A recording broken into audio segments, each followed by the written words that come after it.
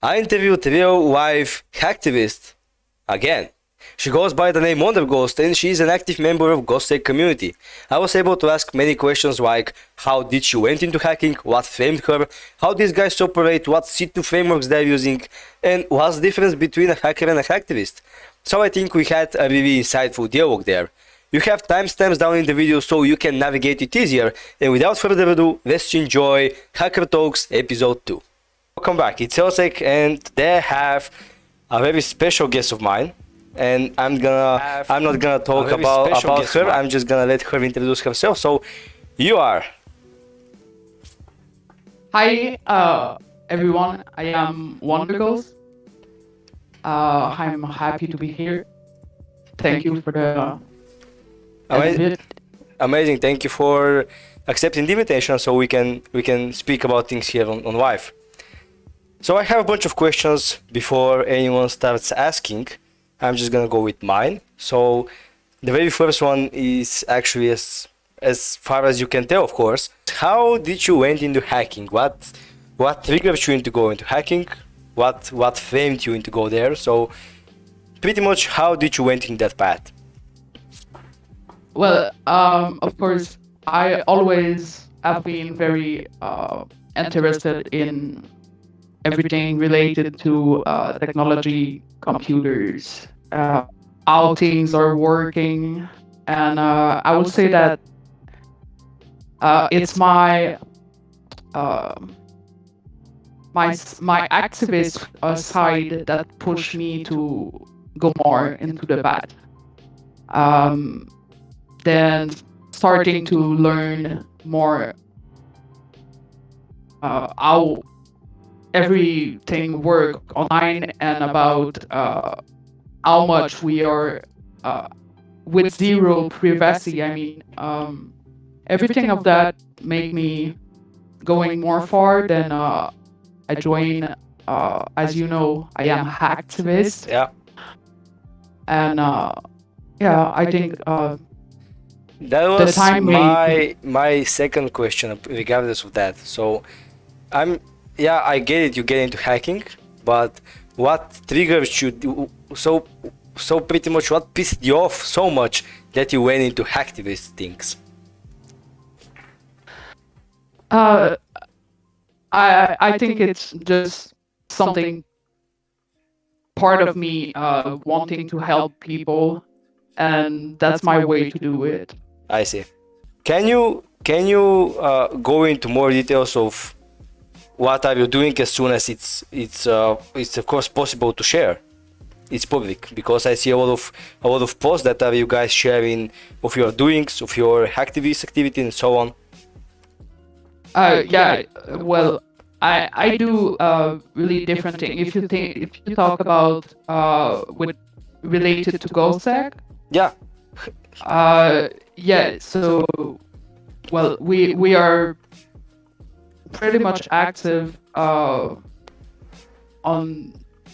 few different path operation. Yeah. Most of thing, yeah, it's accessible publicly. I mean, we post it in the Telegram channel, and we have the public Twitter account. Yeah. So yeah, we all do our part on this. Everything you see on how do Twitter. how do you think your doing is actually helping people? Because you mentioned before that your goal is to actually help people. So how do you think your activity there is actually helping people? Well, we basically focus on target that are affecting the life of the people in a bad way. I see. When we are able to stop them or expose them, yes, it can have real impact I see. in real life, of course. I see. Well, amazing. and how do you pretty much stay stealth? How do you stay anonymous? How do you do all your activities while being safe and sleeping well at night? I mean, stay anonymous. Well, to stay anonymous, like in the real meaning of anonymity, is a work that is nonstop. I mean, we have to be careful to not mix real life and online life. Yeah. So we have totally two different identity. Nothing is, So nobody in your real life actually knows what you're doing when you sit in front of a computer. no, No one. nobody, no. Nice. And about the online OPSEC things, I mean you're using Tor, I believe. What else? How you can recommend anyone to stay anonymous browsing the internet safe?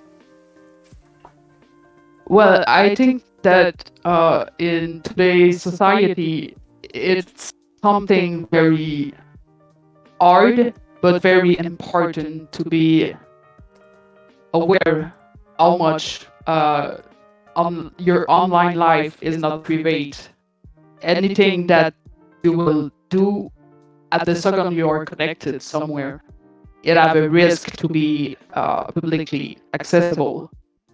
And also, you never know really who is behind the screen. For this part, I'm talking about social media because I'm receiving sometimes message from people that get misled by scammers or things like that. Yeah. And yeah, everyone use a computer, but not everyone are actually aware of what they are doing online. And how much they're posting online. Yes, so I'm trying sometimes to share a little of awareness about the topic, how to secure your things online, what to do, what not do, because I think it have a serious lack of awareness about this subject. So you're saying that the most important thing of staying anonymous online is actually self-awareness. Yes, people are not aware of what they are doing. I mean, if someone is posting information, private information on their Facebook example, it can be used for many different purposes by someone with bad intention. Yeah. So yeah. The next question I have is, how do you guys get so much knowledge? From where do you learn stuff? Is it from blog posts, or how do you learn that much? Because in order to perform these kind of activities, you must be extremely skilled individual. Sorry, can you repeat? I think yeah, so connection. no worries. My question is pretty much, how do you stay like that much skilled? From where do you learn? How do you like is it blog posts, videos, and so on? How do you keep your hacking level skills at the top? Because in order to perform such activities, you must be extremely skilled individual.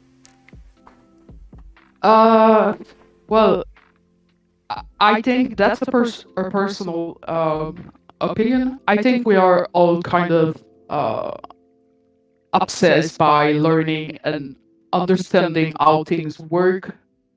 Or, I mean, I am self-taught on the topic of hacking in general and computer. I learn alone because I love that. And it's need, you really need to love to learn to be in this path because it will always change and it's a constant evolution. So Yeah, definitely. So what do you think about certificates? I mean, do you think they're something good, something bad? What do you think about them in general? you mean like legal hacking? Yeah, legal certificates, like let's say OSCP, CFTOs, stuff like that. What do you think about these kind of things? Are they useful? Can you recommend something to any, or you think that's not a good way of doing things? I will not say that it's not something good. It really depends on what are your goal. I mean, if you want to work and make a career on this, yes, of course, it can be useful. Um, if you think about hacktivists, it is no, it's not something we need. Um, I mean, we do learn the same, in fact, but on our side, it's just that it's not right on a paper. I can make one. I mean, but I'm sure you it's can. not. I'm sure you Yeah. can. Yeah. So I get that. So I would love to tell you more to tell me more about that project of yours, New Boot project. So what that's all about, what's the meaning of that, and so on.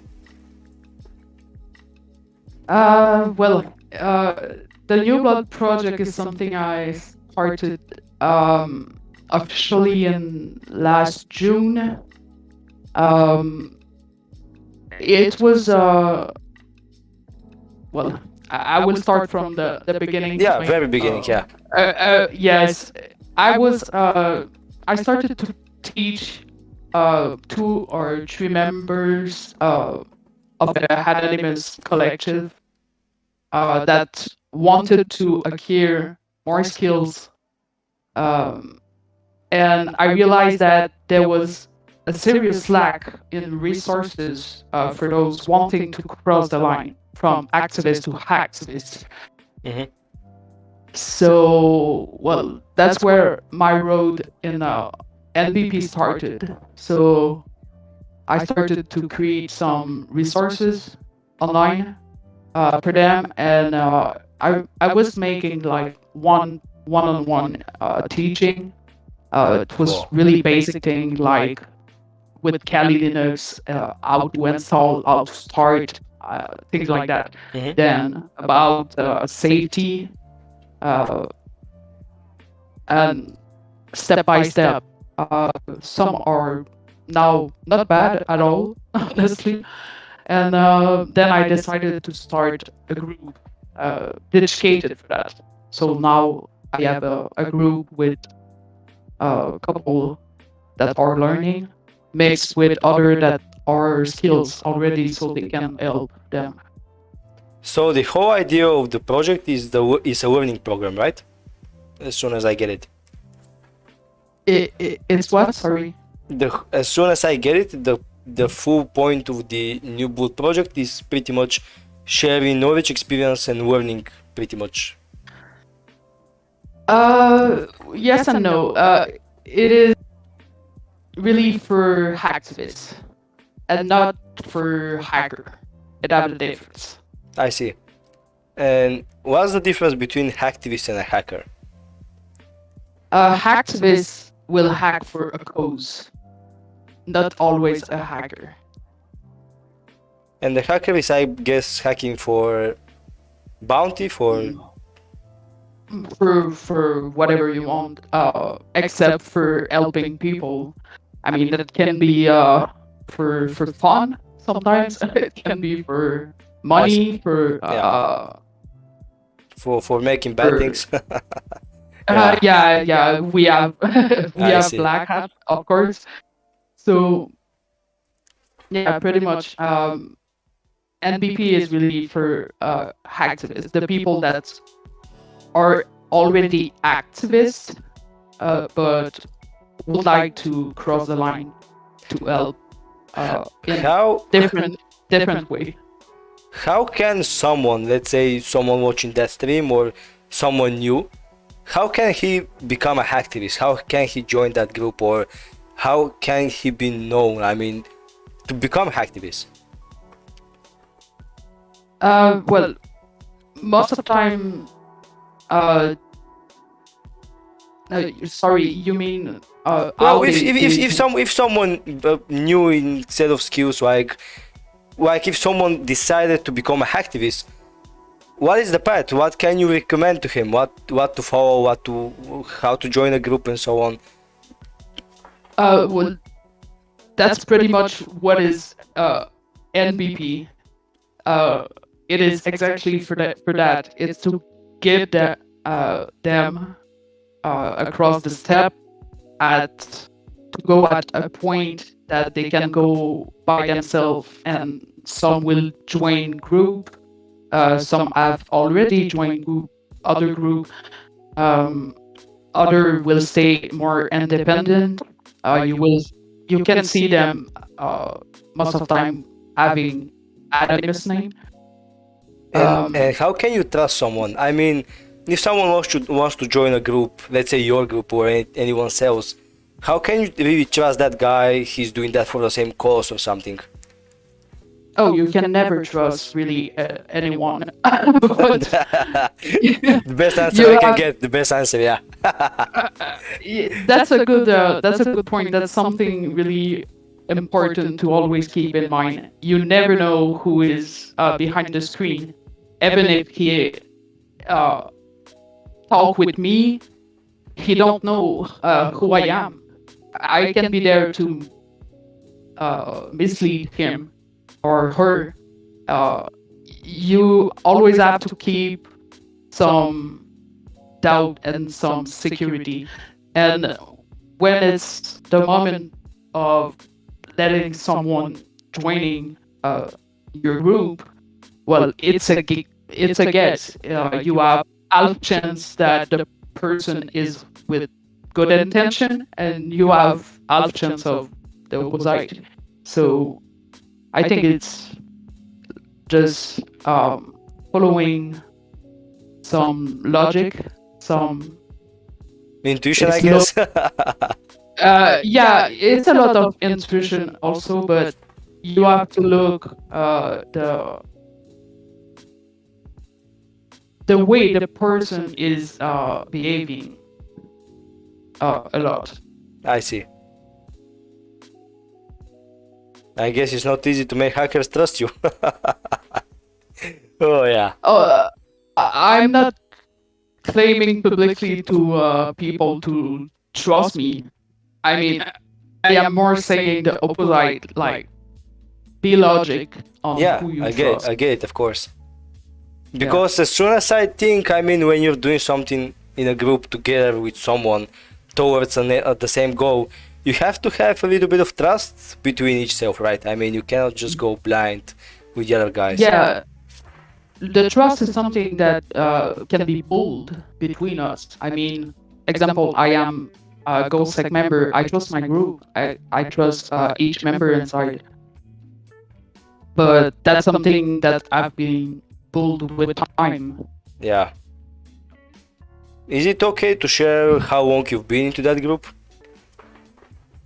Yeah, no problem. Well, to be honest, I'm not sure the exact time, but it's around a year and a half. And you've been into hacking way before that, right? Not so much. Oh. I joined. No, everyone thinks yes. I was but expecting more. I started in 2020. In fact. Oh. Yeah. Have you been doing any technical side things before that, or you directly jumped into hacking? What you mean? I mean, do you have some kind of technical background before jumping into hacking? Yeah. I always well, I've been working on computer for a while before. What can you recommend to someone who has no experience of from where to learn and how to gain knowledge in hacking? Well, you have to learn to walk before running. That's what I say. That's actually amazing answer. I'm gonna steal that. I'm gonna steal that. Apologize, but I'm gonna steal that when someone asks me the same question. Yeah, that's a pretty nice answer. I get it totally. So you mean that before jumping into hacking, you pretty much needs to know a lot of stuff before hacking, right? Like sysadmin stuff, like a little bit of programming and so on. Yes, you need a basic knowledge on I mean, you are not going to run a nmap scan if you don't know how to move between your directory on Linux, example. Of course. And So how to know when it's enough basic? I mean, let's say I'm a beginner, I start learning Linux and let's say Python, and how do I know when to move into hacking? What basic is enough? I don't think it's about to know when moving into hacking. It's more when you want to move into hacking, because you really need to want. It have no other way. You won't learn anything if you don't want to learn it. Totally agree on that. Yeah. So the next question I have is, what do you think of ChatGPT, especially when it comes to hacking and hacktivism? Well, I am not much skills about not skills, but Knowledge? I yeah, I didn't look much onto the subject yet, so it's hard to answer a little. All right, I see, I get it. Do you have any thoughts of AI in general or the same? If I have, I mean, what do you think was gonna happen with AI? Can it be used in hacking? What's your personal, let's say, thinking about that? What do you think can happen? well, I think for sure it can be used. It's a pretty much interesting things, but I think you really need to understand it well Yeah. first. So that's what I started to look more onto the topic, but not enough to answer you, to be I see. honest. I was testing myself ChatGPT on my own, and it was able to write shellcode runners, obfuscators. So it can obfuscate your PowerShell script. So you do not need to place like to invoke obfuscation. You just need to do it with ChatGPT, of course, if you want. But I think Yeah. it's getting scary because I can, for example, specify a PowerShell script, let's say 100 words or lines, and it can obfuscate it with like 7 seconds, 5 seconds. It's scary. Wow, that's fast. That's fast, indeed. Indeed. Yeah. It's getting out of hand. It's getting crazy. So Yeah, the next, well- yeah, what you gonna say? The only for artificial intelligence, the only real things I have been using actually is the art generating, because I do a lot of edition on the side of hacking. So I use it for that, and that's impressive. So I can guess that it is for coding. Nice. The next question is that, do you have any publicly available tools that you use and display it on GitHub, or you like to keep your tooling in private? If I have recovering tools, I mean, do you have any tools that you've built that are publicly accessible, like in GitHub or something, or you like to keep your tooling in private? oh, okay. Well, for MVP, yeah, I made a couple of tools that are publicly accessible on my GitHub. Basically, they are made for learning. I see. So that's a kind of automated installation of Kali Linux that install the tool they need. The last one I did include a lot of tutorial inside, so they have it directly on Kali in different folder, and they can learn how to use the terminal, how to really it start from the basic to go to the tool and recon and everything. I'm still building it actually because well, it can always be more complete, if I can say. Of But course, it all always of can get better. yeah, but all of those tools are publicly accessible on my GitHub. So, And for what is, first of all, what is your favorite programming language, and what can you recommend of someone new going to that path? you mean after they learn Linux Yeah, basic? the basic, yeah. After they go to the basic, first, what's your favorite one, and then what should any beginner you can recommend to go with? Well, I'm not sure I can name one favorite. I have a couple, but I will say that for a beginner that start Nmap, Necto are good. No, I'm talking about To programming language, like coding. oh, coding. Sorry, Yeah, I no didn't worries, understand this part. no worries. Well, personally, my favorite is Bash. I do almost everything in Bash, Nice. but Python is one of the more easy to learn. That's the two I use basically right now. What do you think of PowerShell? Of what? Sorry. The PowerShell, Microsoft's Bash. The micro. You mean C? No, PowerShell. PowerShell, yeah.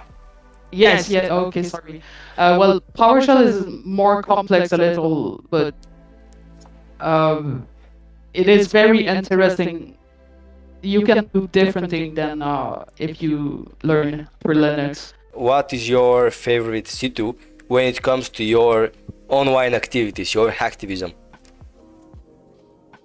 What you find works best, what you find works like suits your need. Do you use any open source, or do you use any custom C2 that you don't want to talk about? You mean for hacking, Yeah, right? yeah, exactly. Not coding. Okay. Well, are you so you ask about the environment I am using? Yeah, the C2 framework like Metasploit, Covenant, Mythic, Brute Rattle, Cobalt Strike. Okay. So yeah, well, we have now Sliver. Ah, Silver, yeah. Yes. Nice. So yeah, but we still also use Cobalt Strike, and pretty much it's that we use. Well, we use VPS VM, of course. Of course. What do you think of the Cobalt Strike? Because isn't it way too outdated? I mean, all the vendors are having its signatures. What do you think of Cobalt Strike? Well, on this part, it's more with my group that is taking care of this side. I see. am really more. Yeah, I am really more on the hacktivist side. They are more on the technical side. So I just follow them. If step or userware say we do that, we use that, I follow them. So you're more like of the one who is doing the Reconnaissance, the OSINT, the stuff like that, or I'm missing something? Sorry, can you repeat? So you said that you are from one of the guys that are pretty much doing the Reconnaissance, the OSINT, pretty much the information gathering. I do a lot of Reconnaissance, and well, we all do. Is there any Reconnaissance tips, tricks that you can share into helping for us to become better at Reconnaissance? For the step doing, I think for recon, that's really just following the step.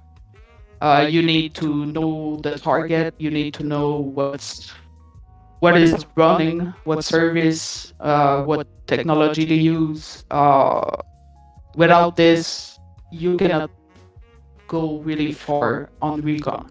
That's the process of recon, and that's where most of the time beginner will. When I said learn to walk before running, that's what I mean. They want to use vulnerability scanner. They want to hack something, but they don't make the right recon. So Does it usually happen to find vulnerability before actually running some kind of scans? I mean, just from the reconnaissance phase, you find something that can be exploited right away. yeah, you can, of course, finding vulnerability without having to scan for hours. And can you confirm that reconnaissance is one of the, let's say, most important parts of, let's say, a hack or pentest? Yeah, if you don't know your target, you won't most of the time hack it. And what do you do when the target is huge? I mean, there are hundreds of servers, a lot of users. When the target is huge, very huge, how do you process your steps? How do you take note? Do you use Obsidian or? Personally, I would not recommend the way I am saving note or something like that, because if I show you my desktop, you will go crazy. But yeah, I can have over 20 notepad open, but that's my way to do it. Obsidian is for noobs. The real pros are using Notepad. I use VS Code most of the time, and code space when I have to work between example a tool on GitHub or whatever. But yes, I still use Notepad. Nice. Amazing. That's that's nice. We have another question. So, do you use Shodan on Recon? I mean, during your reconnaissance, do you use Shodan? Yes, of course. Shodan is one of the more connected platform to everything that is connected to internet. So, yeah, I use it a lot. Nice. And is there any other OSINT tools or reconnaissance tools that you want to share that you like? I like, similar to Shodan, Census.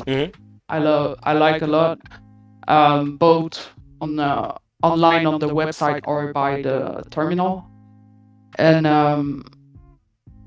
I will say Zomai when the connection is good, because they have some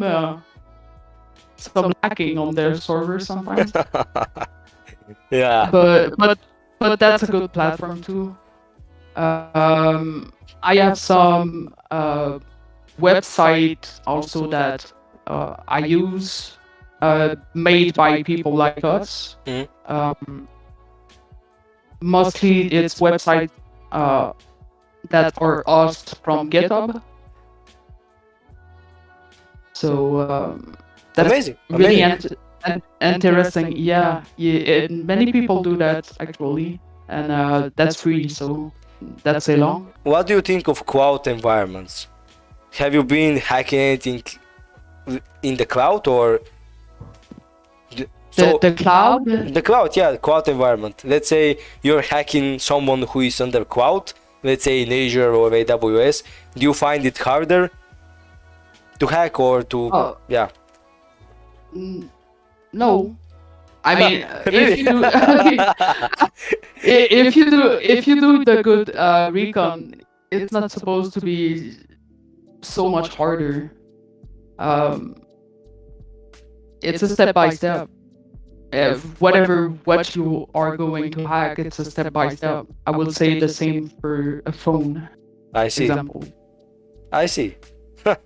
I was expecting cloud to be more secure, but people are making mistakes even in cloud, right? Everything is hackable. That's what I think. Yeah. Since it's made by a human, should be hackable. Can be destroyed by a human.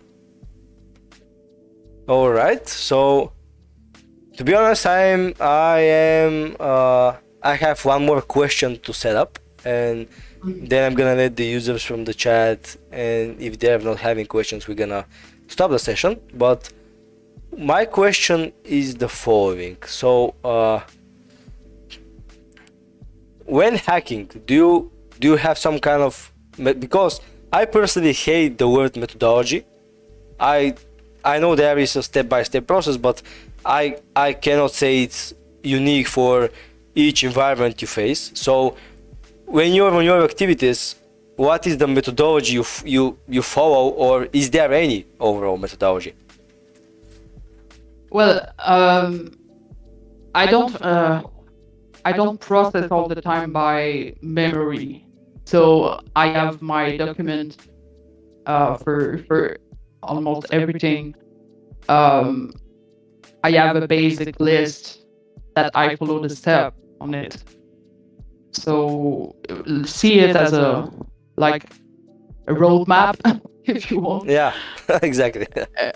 Yeah, that's a roadmap we do, in fact. Nice. And yeah, you need to follow each step, because if you don't, So you have a methodology. sorry, what? So you have a methodology. Yeah, of course. I see. All right. So the last question is that what is the most of the hacks you've done? What was the vulnerability inside? Is it web or something external on the server side, or anything else? What is the most usual hack you do? The most usual vulnerability that you find? Personally, it's on a web application. That's what I like, if I can say. You like hacking web? Yeah, I mean, like the web app example. Yeah. So Well, inside the web, what is the most common vulnerability you have found? The most common one that, let's say, 5 out of 10 or 6 out of 10, you find that. Well, I would say that it's open directory. That's what I look always in first, because that's almost always something misconfigured. I see. Yeah. And when you start from there, if you find it, well, it can have configuration file on the directory, and then you follow the roadmap. So Yeah, I see. Well, to be honest, my questions were that. So if you guys on the chat have any questions towards me or my guests, shoot it right now, because if there's some, I'm gonna stop the stream. And I have to say once again, thank you for joining in. It was a really nice time talking to you and giving me all that insights. thank you. Thanks to you as well for the invitation. And Do you have any conclusion words to the guests, to the viewers? hack the planet. Yeah, that's it. Hack the planet, guys. You heard that right. Yeah. Yeah. Amazing. So I don't see any more questions, and I'm gonna stop. So I appreciate all of you guys watching. The video is gonna be uploaded to YouTube, so for the ones of you who are not joining in the live, you can watch it there. So thanks so much, and see you in